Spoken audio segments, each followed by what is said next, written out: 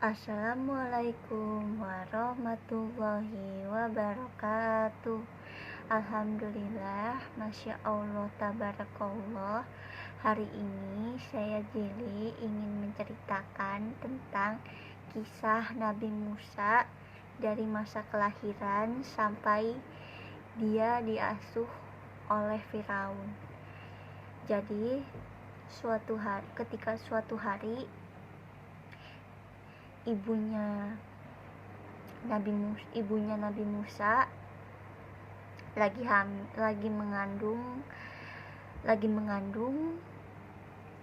hamil, tapi dia nggak tahu.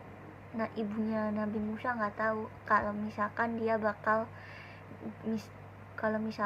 bakal punya anak laki-laki, karena di zaman kuasaan Firaun sudah bilang ke warganya bahwa siapa saja yang punya anak laki-laki, anaknya bakal dibunuh, bakal dibunuh hidup-hidup sama Firaun dan jajarannya. Jadi karena pada suatu hari ibunya Nabi Musa harus melahirkan, di situ ibunya Nabi Musa ada rasa sedih, ada rasa senang sama khawatir, karena dia melahirkan seorang anak laki-laki yang udah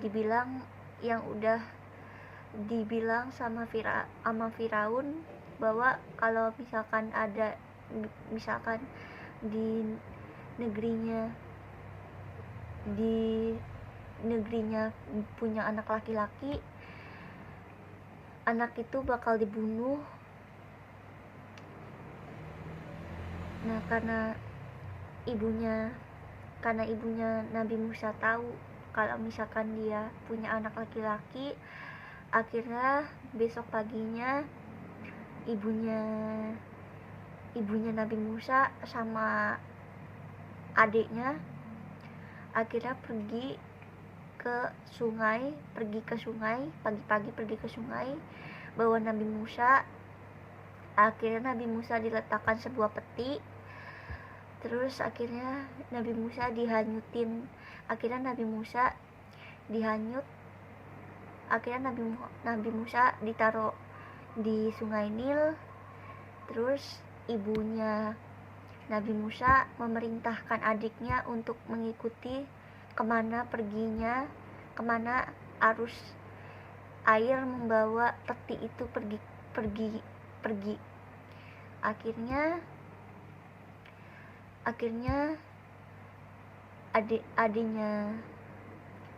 ibunya Nabi Musa akhirnya tahu kalau misalkan peti itu sampai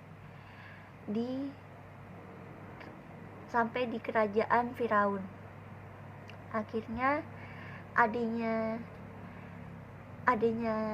ibunya Nabi Musa akhirnya kasih tahu ke ibunya Nabi Musa bahwa Nabi Musa sudah tinggal di kerajaan Firaun dan sudah diasuh sama istrinya Raja Firaun. Akhirnya nggak berapa lama, akhirnya istrinya Firaun akhirnya berhasil menemukan Nabi Musa. Akhirnya Nabi Musa dibawa ke kerajaannya. Terus akhirnya istrinya Firaun memberitahu ke suaminya bahwa dia telah menemukan seorang putra laki-laki. Terus Firaun kaget karena dia udah bilang ke para warganya bahwa kalau misalkan ada yang punya anak laki-laki, anak itu bakal dibunuh. Nah, karena Raja Firaun ingat dengan janjinya, akhirnya istrinya Firaun bilang, "Wahai, ayo." Tapi di situ istrinya Firaun membuat berbagai cara agar Nabi Musa nggak dibunuh oleh suaminya. Akhirnya istrinya Firaun akhirnya ngambil bara api sama roti, dia taruh di depan Nabi Musa. Terus dia bilang gini sama suaminya, sama Raja Firaun, "Wahai suamiku, sekarang lihatlah apakah yang bakal dipilih sama Musa." Dan ternyata Musa mengambil bara api, dan akhirnya bara apinya dia masukin ke mulutnya sampai akhirnya mulutnya Musa kepanasan dan akhirnya Musa nangis. Terus dari situ istrinya Firaun bilang, "Wahai suamiku, benar kan apa kataku? Nabi Musa tuh hanya anak-anak yang senang bermain. Kalau Nabi Musa bukan bayi biasa, dia bakal pinter memilih antara roti dan bara api. Tetapi karena Nabi Musa masih anak kecil, dia nggak tahu mana yang roti, mana yang bara api." Terus dari situ akhirnya Raja Firaun luluh. Akhirnya Raja Firaun gak jadi bunuh Nabi Musa. Nah, besok paginya istrinya Firaun bilang gini, "Wahai suamiku, apakah engkau mau menggendong Nabi Musa?" Terus kata Firaun, "Baik, bawalah anak itu."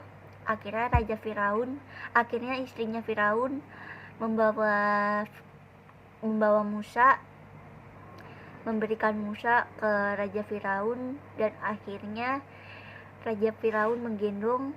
Tapi karena Musa masih kecil, akhirnya Nabi Musa menarik jenggot Firaun sampai berdarah, dan akhirnya Raja Firaun marah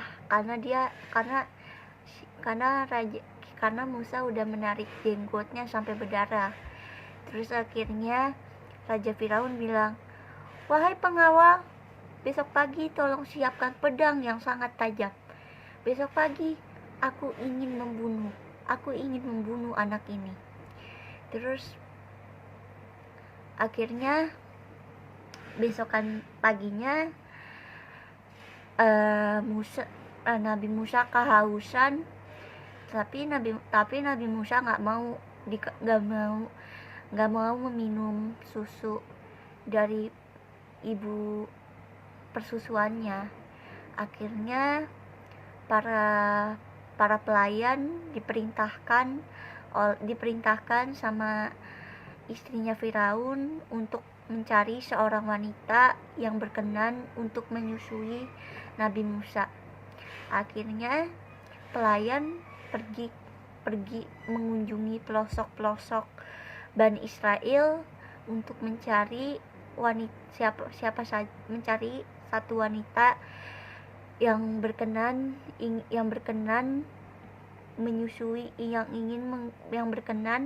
untuk menyusui Nabi Musa. Akhirnya pelayan dapat satu wanita yang berkenan, yang berkenan untuk menyusui Nabi Musa.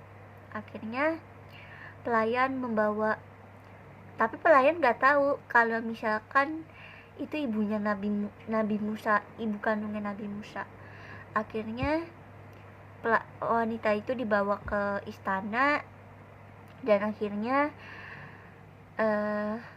pelayan memberikan Nabi Musa ke wanita itu untuk disusuinya, dan ternyata Nabi Musa lahap. Nabi Musa mau menyusui, mau meminum susu dari wanita itu, dan Nabi Musa meminum susunya dengan lahap. Terus akhirnya istrinya Nabi Firaun bilang terima kasih sama wanita yang udah menyusui anak angkatnya. Akhirnya terus istrinya Firaun nawarin ibunya Nabi Musa untuk tetap tinggal di istana sampai masa persusuan Nabi Musa berakhir. Tapi karena ibunya Nabi Musa gak mau, karena dia masih dibutuhkan sama keluarga yang di rumah. Tapi di situ akhirnya ibunya Nabi Musa menawarkan kepada istrinya Firaun untuk membawa Nabi Musa ke rumah sampai masa persusuan itu berakhir. Nanti Nabi Musa bakal dibalikin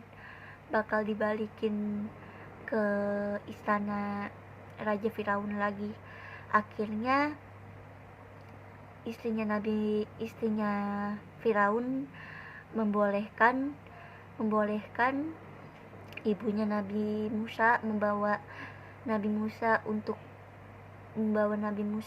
untuk pergi dari istana Firaun.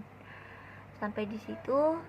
Besok pagi setelah masa persusuan Nabi Musa berakhir, gak berapa lama akhirnya Nabi Musa tumbuh menjadi anak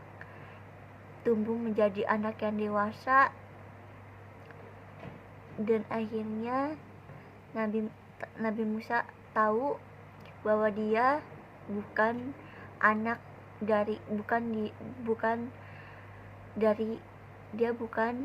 dari Raja Firaun, tapi dia tahu bahwa dia adalah orang dari Bani Israel.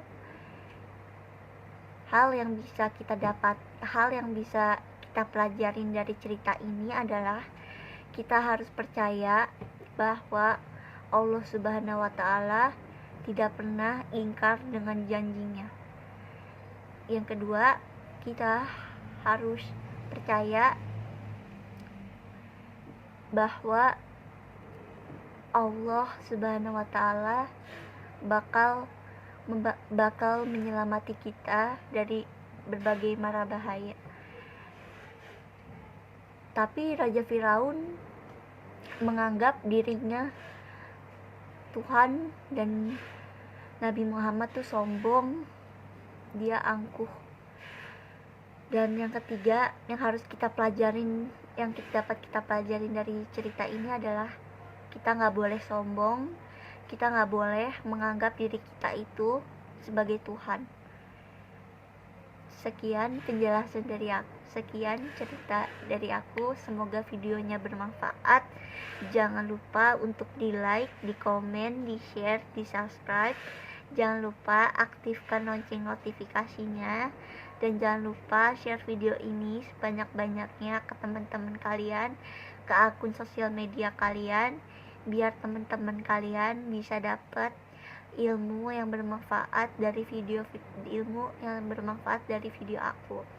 Terus bagi kalian yang belum subscribe, please kalian aktifkan lonceng notifikasinya, kalian subscribe. Terus jangan lupa kalian like, kalian komen video apa lagi aku, insya Allah nanti aku buatin. Aku akhiri dengan salam. Wassalamualaikum warahmatullahi wabarakatuh. Bye bye guys, see you next time to my video. Bye bye.